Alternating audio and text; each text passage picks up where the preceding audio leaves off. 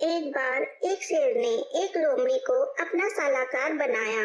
लोमड़ी हर विषय में शेर को सलाहकार देती थी और शेर को खुशी रखती थी। शेर भी जब कोई शिकार लाता था तो लोमड़ी को अच्छा हिस्सा देता था। इस तरह दोनों के ही दिन बहुत अच्छे गुजर रहे थे। अचानक एक दिन शेर बहुत बीमार हो गया और कुछ दिन शिकार पर नहीं जा सका। इस कारण दोनों के पास ही खाने के लिए कुछ नहीं बचा था। फिर एक दिन शेर बोला, मैं और एक दो दिन शिकार पर नहीं जा सकूंगा। तब भोजन का क्या होगा महाराज? जितना संचित भोजन था सब समाप्त हो गया। लोमड़ी ने चिंतित स्वर में कहा। इस पर शेर बोला, यदि तुम किसी तरह कोई जानवर यहाँ तक ले आओ तो मैं उसे मार सकता हूँ। केवल इसी तरह हम दोनों के लिए भोजन का प्रबंध हो पाएगा, अन्यथा तो फाके करने पड़ेंगे।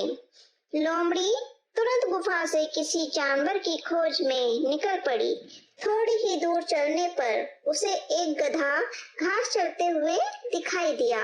लोमड़ी ने सोचा कि क्यों ना इस गधे को मूर्ख बनाकर अपने महाराज की गुफा में ले चलूं।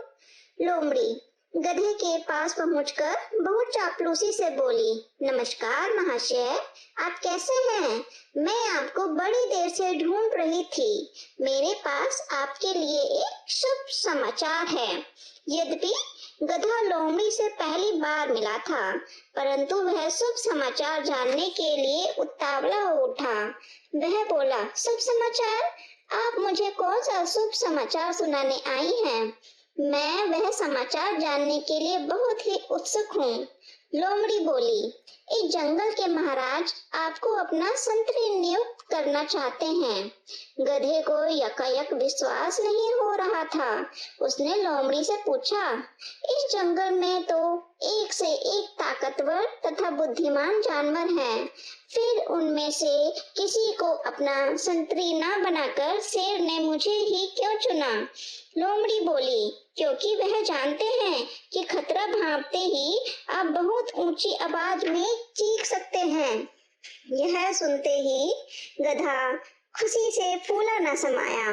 वह बोला, क्या आप सच कह रही हैं? मुझे तो विश्वास ही नहीं आ रहा। लोमड़ी बोली, मैं भला आपसे झूठ क्यों बोलूंगी?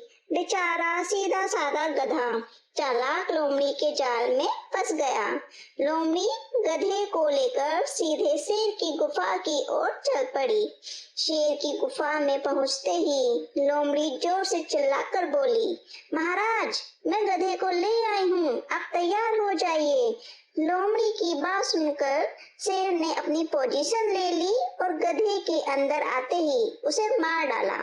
फिर शेर और लोमड़ी ने गधे का मांस खाकर अपनी भूख मिटाई।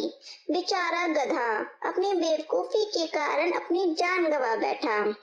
शिक्षा, अपरिचित पर विश्वास कभी नहीं करना चाहिए।